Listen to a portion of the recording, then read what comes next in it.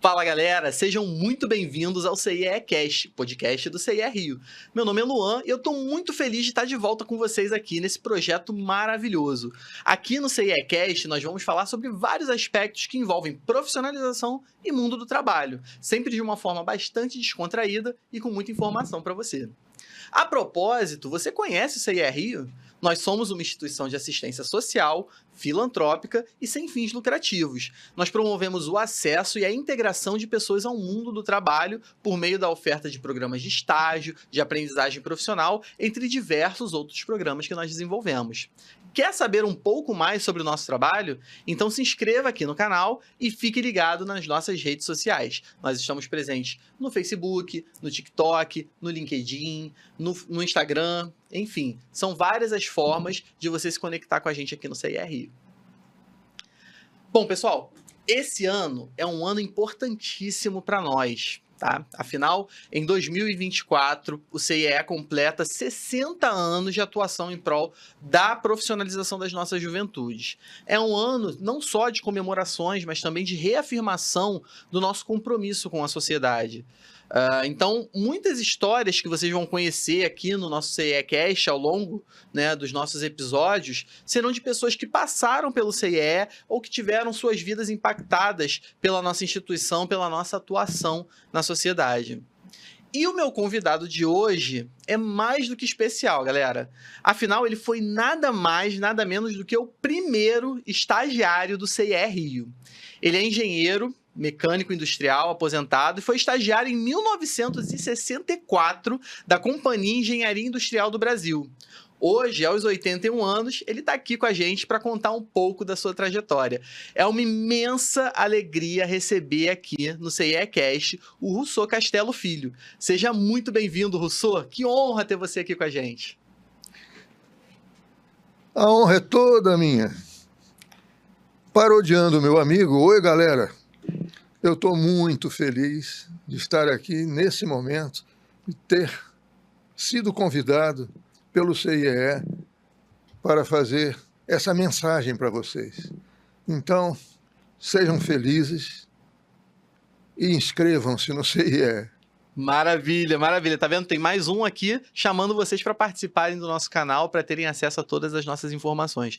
Rousseau, mais uma vez, muito obrigado pela tua participação. Acho sensacional você estar aqui com a gente, contando a sua história, contando um pouco da sua trajetória, que, como a de muitos profissionais que nós temos aqui pelo Rio de Janeiro e pelo Brasil espalhados, começou pelo CIE, né? Afinal, você foi o nosso primeiro estagiário. Então, em uma história aí de 60 anos do CIE, com mais de 1 milhão de jovens atendidos no nosso programa de estágio, você foi o número 1.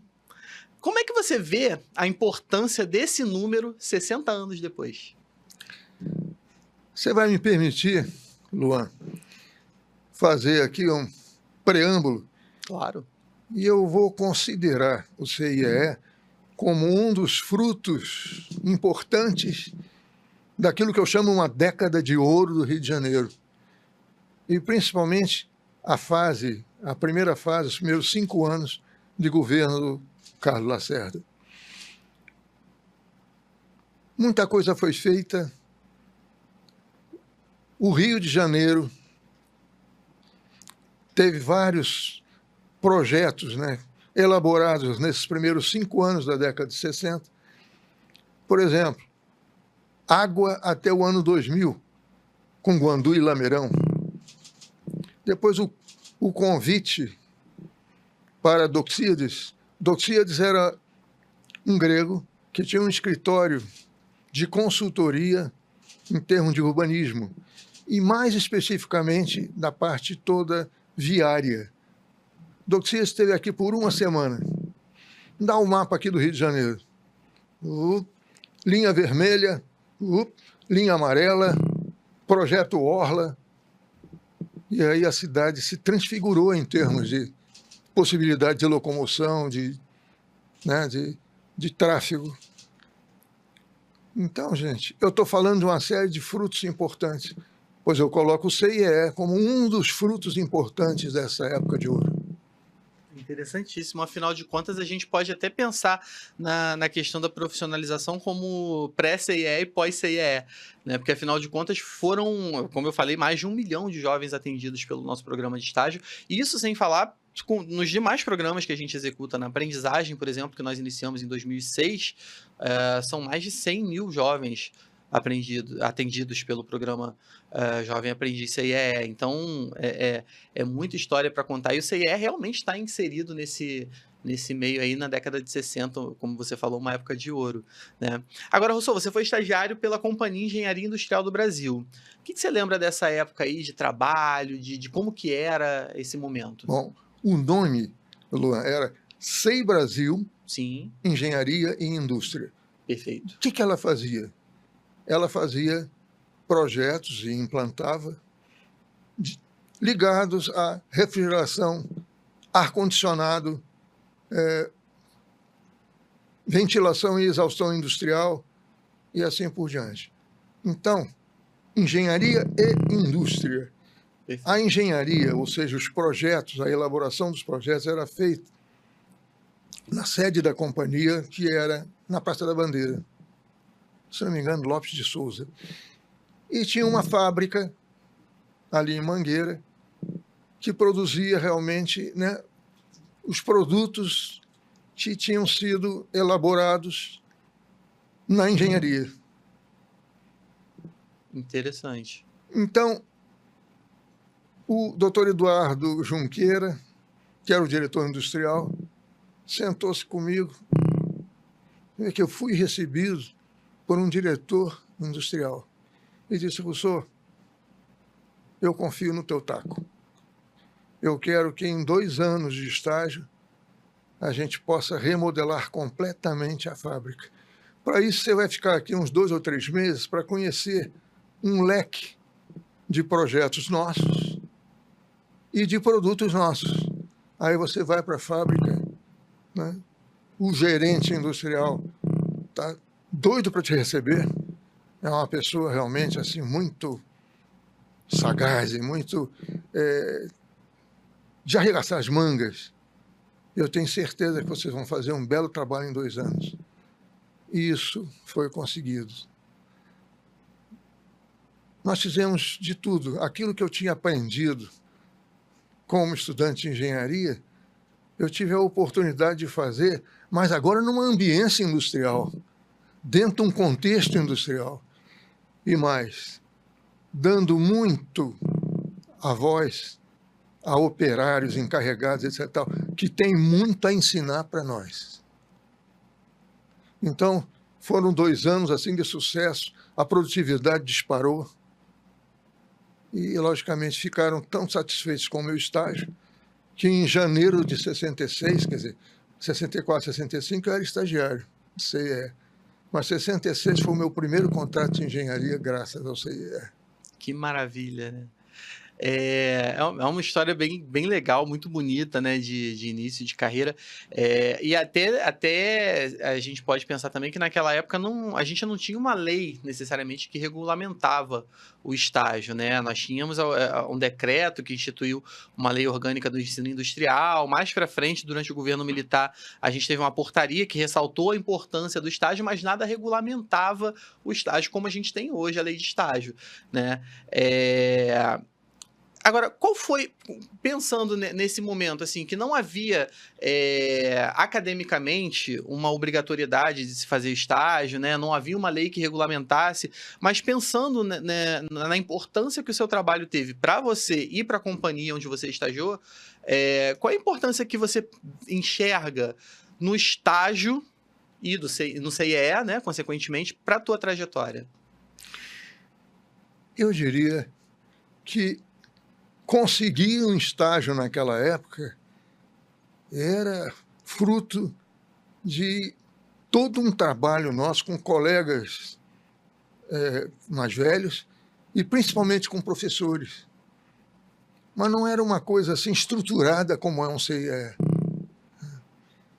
Então, a vinda do CIE facilitou muito todas as interlocuções, todas as possibilidades de contato com empresários e com estudantes.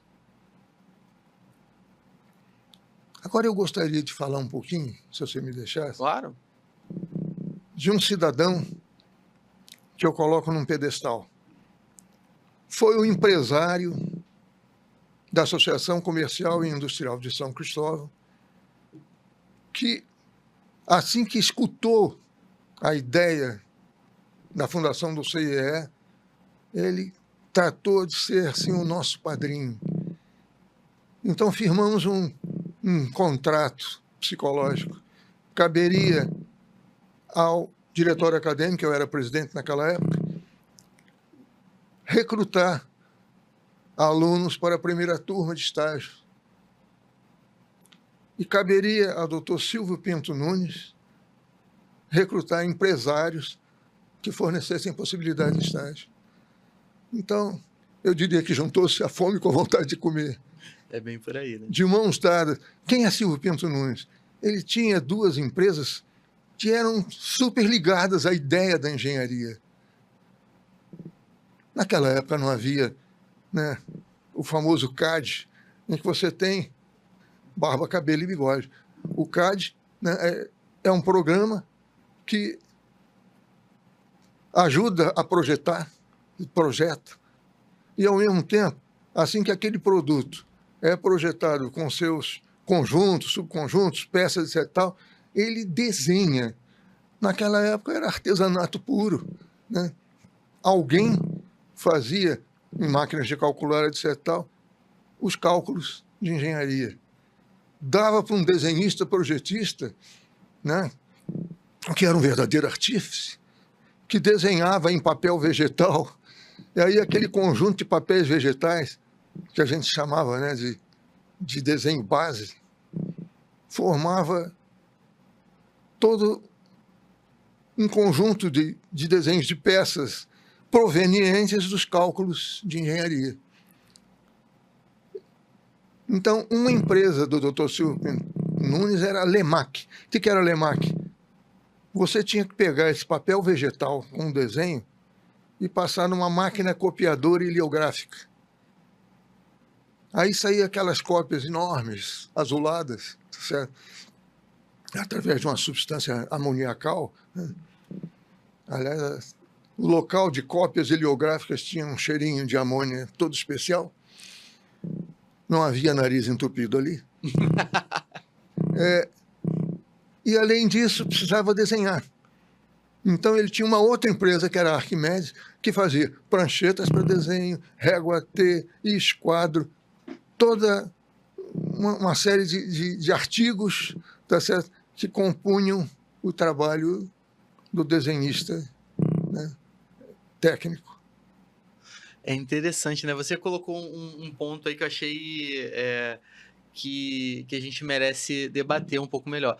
Você falou que não tinha o CAD, né? O AutoCAD, não tinha nada disso na época, então o profissional ele fazia na mão mesmo, ali no papel vegetal. Inclusive, se a gente falar hoje de papel vegetal, muita gente não vai nem saber o que é, né?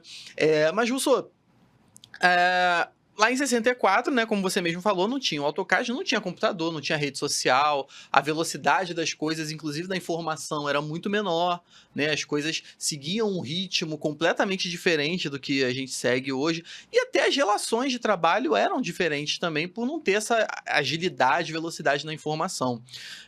Como é que você acompanha essas mudanças que foram acontecendo no mundo do trabalho? Como é que você enxerga essas mudanças? Olha, falando de psicologia industrial, eu vou considerar uma empresa tipo A e uma empresa tipo B. Sim. Estou falando de comportamento, tá? Certo. Nessa época, havia muita ideia, tá certo? De fala quem pode, obedece quem tem juízo. Então, era um ambiente, muitas vezes, aqueles operários, que foi uma das coisas que eu e o doutor Eduardo conseguimos lá na CEI Brasil, foi sentar com o pessoal antes de círculo de controle de qualidade, né, daquela jogada toda japonesa, etc. Tal, e eles ficavam tão maravilhados, como eles tinham boas ideias, como eram criativos, e estavam simplesmente silentes. Por quê? Porque a psicologia industrial daquela época é chefe, fala e obedece quem tem juízo. A coisa foi melhorando, e você mudou da empresa A para a empresa B. Agora, tá certo, você tem na psicologia industrial aspectos de motivação e liderança que não tinham naquela época. Então, você utiliza realmente o cabedal mais importante que existe, tá certo, dentro dos recursos de qualquer empresa. Opa! Só ajustar isso.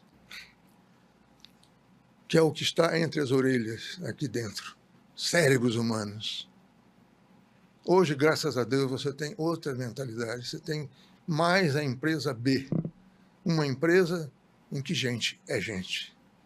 Agora, Russo, você começou, como a gente falou, a tua carreira na SEI Brasil, né, como estagiário, e a gente sabe que se não fosse o período de estágio e hoje também do jovem aprendiz, a gente cometeria vários absurdos, né, no mundo do trabalho, porque afinal de contas o período de estágio é um período de aprendizado, é um período de crescimento e desenvolvimento. Tem alguma história nesse sentido aí, inusitada, divertida, enfim, alguma coisa que você possa compartilhar com a gente? Eu vou colocar no prelo agora o senhor Ribeiro. Quem era o senhor Ribeiro? Um senhor português que era o porteiro, morava na fábrica. Ele tinha uma verdadeira idolatria pela empresa. Então, tem dois momentos interessantes que mostram.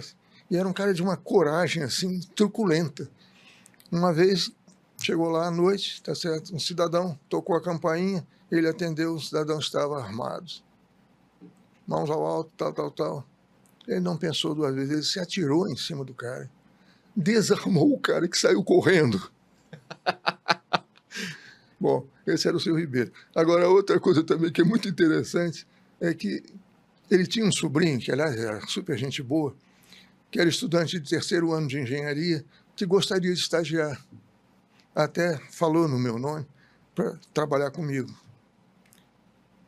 E aí ele, tecendo os maiores elogios ao sobrinho, disse, e tem uma coisa, ele fala muito bem, além do português, o inglês e o espanhol. O menino é um verdadeiro troglodita.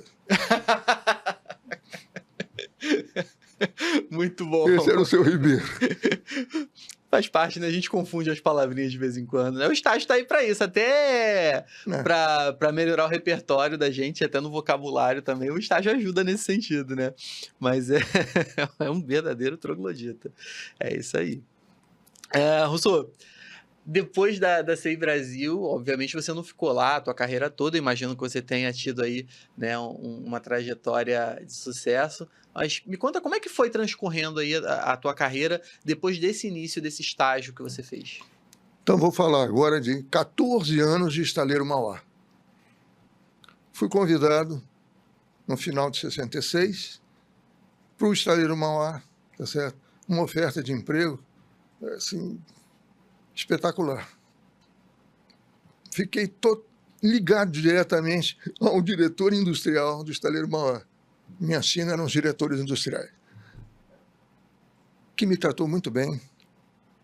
Inicialmente, eu fiz um estágio na oficina mecânica, já que na SEI Brasil a indústria era uma grande oficina mecânica, eu fui para a oficina mecânica do Estaleiro Mauá.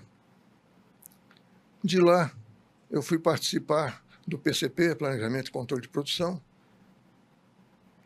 Só que eu achava que eu precisava colocar um pouco mais de administração e gestão na minha formação. Como eu falava muito bem francês, eu disse, sabe, eu acho que uma bolsa de estudos da Coopération Technique lá da França vai ser o que eu preciso. E esse diretor industrial me favoreceu, facilitou, inclusive dando uma licença e fazendo um complemento. Eu tinha um salário X, a Coopération Technique me dava tantos em francos, e ele complementou o meu salário, que foi de setembro de 68 até o 14 de julho, o 14 de julho, né, a Bastilha, do ano seguinte, 69. Aí eu fiz vários cursos, enchendo os cantinhos da minha formação para me transformar, né, num engenheiro de produção. E eu acho que consegui. Voltei para o Estaleiro Mauá e fui colocando esses meus conhecimentos em prol do Estaleiro Mauá, em vários cantos do Estaleiro Mauá. E aí eu gostaria de falar de 2 aprendizados fantásticos do Estaleiro Mauá. Esse diretor industrial houve por bem fazer um contrato com a Hitachi, japonesa, que tinha um estaleiro parecido com o nosso, só com a produtividade 2 vezes maior. Então, eles disseram, eu acho que o grande segredo nosso não está em máquinas e tecnologias, mas está numa forma de gestão que foi introduzida no Japão pelo Kaoru Ishikawa da Toyota. E aí convidou e veio o diretor industrial do estaleiro da Hitachi e mais 30 ou 40 japoneses, desde engenheiros, contramestres, operários específicos e tal. Então foram 2 anos de aprendizado, de just in time, de círculo de controle de qualidade, de engenharia de valor. Não sei se engenharia de valor está... Engenharia de valor é você fazer mais com menos, utilizando criatividade em grupo. Então, gente, foi um aprendizado maravilhoso. E os últimos 3 anos, então, foi um passo para a consultoria. Por quê? Porque me convidaram para elaborar um projeto, que era um verdadeiro projeto de pós-graduação, desenvolvimento gerencial. Então, eu fiz isso. Foi bom que eu matei 2 coelhos com uma cajadada, porque eu elaborei um projeto como um consultor de RH, de treinamento e desenvolvimento gerencial. Ao mesmo tempo que eu consegui fazer amizade com uma pleiade de consultores que deram essa série de cursos ao nosso corpo gerencial. Aí eu estava pronto, eu me senti um engenheiro de produção e pronto para a consultoria. Aí saí para a consultoria. Então, a década de 80 já foi a década da consultoria. Eu consegui prestar meus serviços de consultoria na Fundação Getúlio Vargas, como consultor de planejamento e de gestão de projetos. Eu consegui prestar a Dinsmore Associates. O Paul Dinsmore era um grande consultor, ele era fellow, né, de gestão de projetos. No IAG da PUC, Instituto de Administração e Gerência da PUC. Então foi o tempo da consultoria. Depois, eu fiz em 1988 um curso na SUNY, State University of New York, de gestão de RH. Aí eu era um consultor de RH com direito a isso, digamos assim, diplomado. Foi maravilhoso também. Aí chegou na década de 2000, eu comecei a sentir assim, que eu me chamava Rousseau. Então eu precisava puxar a minha carreira para a filosofia. E aí fiz um curso maravilhoso, que se chama Ciências das Religiões, no Mosteiro de São Bento. Então a gente tem um engenheiro multifacetado aí, né? É um engenheiro, é consultor de recursos humanos, é um estudante da área teológica. E é isso que eu queria falar com essa garotada. Uma das coisas que eu achei espetacular foi uma palestra que eu tive de um cara que é reitor de uma universidade americana. E ele disse, eu proibi festa de formatura, é festa de diplomação. Formatura vai acontecer ao longo da vida profissional de vocês, com todo o conhecimento que vocês possam absorver ao longo dessa vida profissional. Eu achei espetacular isso. É interessantíssimo. Inclusive, existe um hábito, que não é de hoje não, é de várias gerações, que as pessoas tinham, ao concluir o ensino médio, né, de elas dizerem, eu concluí os estudos. né? Tá longe de ser concluído, não é verdade? Afinal de contas, os estudos, né, eles não são só necessariamente acadêmicos, né? Tem estudo que a gente adquire aí durante a experiência e adquire para a vida toda. Se você me permite, Luan, Claro. uma das coisas que eu sentia era a grandeza da formação. Quando eu nasci, em 1942, começamos a pensar, né, na aprendizagem industrial com mais força. Então, houve naquela época a Escola Técnica Nacional, tá certo? E havia também uma outra escola técnica, que era a FAETEC, lá de Marechal Hermes. Então, gente, os alunos que vinham das formações técnicas das escolas técnicas do secundário chegavam nas aulas práticas da engenharia e simplesmente deitavam e enrolavam. Eu tinha até inveja, tá certo, disso daí. Depois, logicamente, com todos os estágios que eu fiz, iniciando pelo estágio promovido aí pelo CNE, eu consegui realmente me equilibrar melhor nesse conhecimento, nessa prática industrial. É importantíssimo, né? A gente ter. Afinal de contas, o estágio nada mais é do que você aliar a teoria à prática, né? E você que está assistindo a gente aí, se você é estudante de ensino médio, técnico ou superior e está em busca de uma oportunidade de estágio, a gente vai disponibilizar um QR Code aí na sua tela, tá? Você pode acessar a nossa vitrine de vagas. Com certeza vai ter uma oportunidade no seu perfil. Fica de olho, tá bom? Rousseau, hoje, a gente durante o nosso bate-papo aqui, a gente falou sobre várias coisas e como as coisas eram diferentes na época em que você iniciou no mundo do trabalho, lá em 64. A gente falou, não havia os computadores, não havia o AutoCAD, não havia, né, a agilidade, a velocidade da informação. Até mesmo as formas de comunicação eram diferentes, né? E hoje a gente está aqui num podcast batendo esse papo, algo que nesse formato não existia também lá em 64, né? Como que era? Você até falou um pouquinho disso, mas basicamente como é que funcionava a procura de estágio? E emprego também, como é que era essa procura? Porque hoje você tem sites de consultoria, você inscreve o teu currículo num site, numa rede social, né? Basicamente você não precisa mais ir à rua para procurar emprego, você faz tudo de casa. Como é que era naquela época? Primeiro que o contato era telefônico. E a gente fazia esse contato ou com colegas mais velhos, que estavam se dando muito bem no campo do trabalho, e ou com os nossos professores, que conheciam, né, a nossa vida acadêmica e que faziam um favor em conseguir um estágio para a gente. O famoso network, né? O famoso network.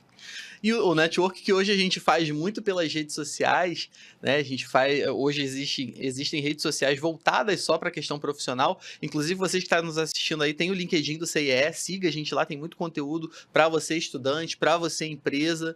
A gente está sempre ligado, né, no LinkedIn. Então, o network que hoje a gente faz, né, Rousseau, pelas redes sociais, na maior parte das vezes, naquela época era completamente no tete-a-tete. Não como um favor, não, mas como uma razão de ser. Sim. Né? E era só no tete-a-tete, né? Pode ajustar aí, não tem problema não. Muda muita coisa, né? Que tal a academia agora? Vamos lá, vamos falar sobre... Afinal de contas,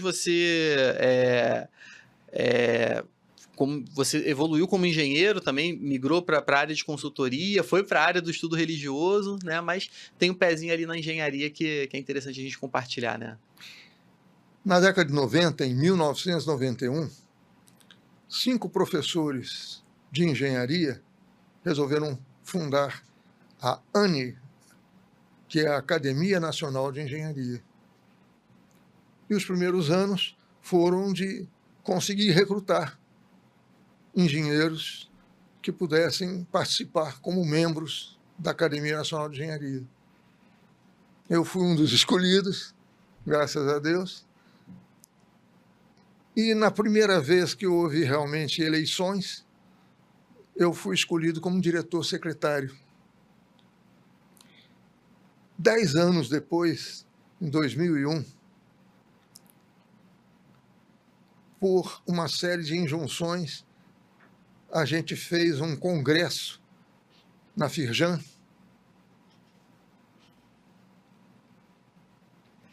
e que foi sobre o desenvolvimento da tecnologia no Brasil. Nós tínhamos um vice-presidente, que era de Marinha, engenheiro naval, que era realmente uma pessoa notável. E outro cara muito bom de trabalho, arregaçador de mangas.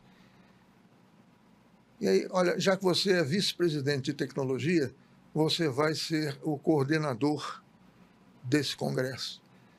E ele me convidou a mim e ao Paulo Bankowski, que era o vice-presidente executivo, para a gente formar um triunvirato de coordenação desse congresso. Esse congresso foi assim maravilhoso. Cada palestra era verdadeira aula magna sobre o desenvolvimento de produtividade no Brasil. E aqui eu quero destacar principalmente que os 3 colegas da Petrobras, do SEMPS, foram assim maravilhosos em termos das suas palestras, das suas aulas magnas. E depois fechava-se, né, a temática desse congresso com 10 cases de sucesso, sendo que em 3 cases os engenheiros brasileiros, concorrendo com engenheiros internacionais, ganharam prêmios, né, de tecnologia, de engenharia. E coube a mim, com outro colega, elaborar os anais. Está contigo? Ah, sim, o material está aqui. Você trouxe para a gente aqui. Os anais do Congresso. Tá aqui, pessoal. Esses aqui é o registro, né? Os anais do Congresso, com o primeiro encontro nacional entre tecnologia e engenharia, realizado, né, pela Firjan, né? E o Eduardo Eugênio é da academia também. Perfeito. E o Rousseau foi um dos coordenadores desse congresso. Olha que legal. Rousseau, é muita história, né? Muita história para a gente contar só em 1 hora de podcast. Mas deixa eu te perguntar.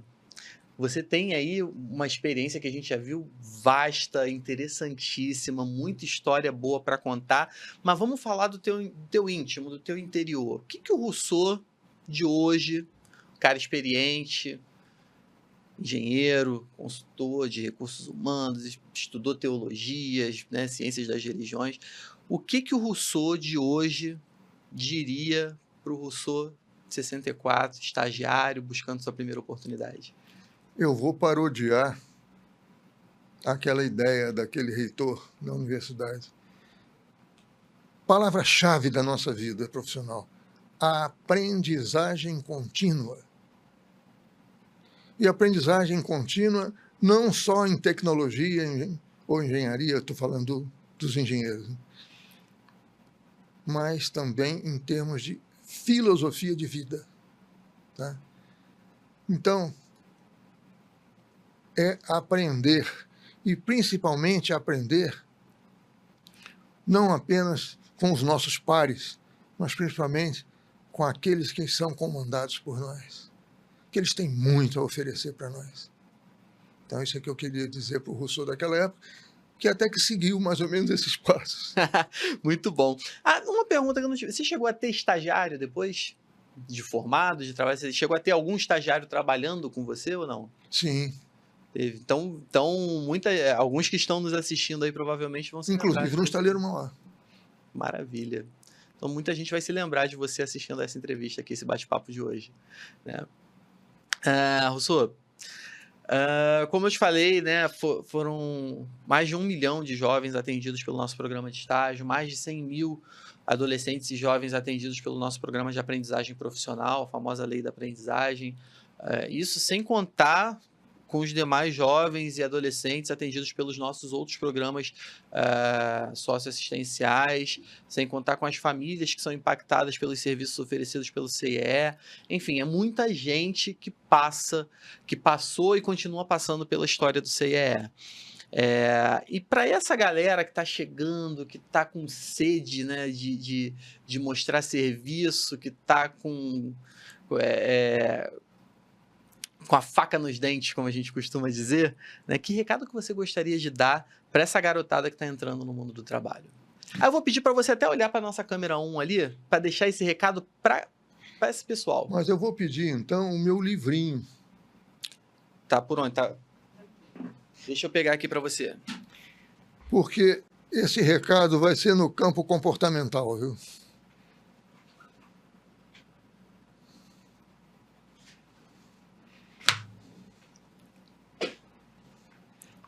Esse livrinho aqui é a monografia final do meu curso lá de Ciências da Religião, que se chama Apelo à Vida, Religar é Preciso.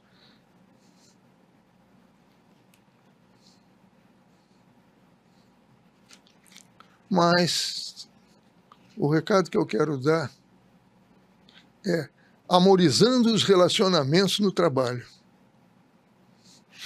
Isso foi a partir também de um congresso em que a palestra era Loveability for Workability. Quer dizer, amorabilidade para conseguir workability. Empregabilidade. Bom, vão me permitir ler então, porque é um recado, tá certo, que é uma verdadeira receita de bolo do meu colega consultor Luiz Augusto Costa Curta Junqueira. Primeiro, empatia. Colocar-se no lugar da outra pessoa. Aceitar diferenças.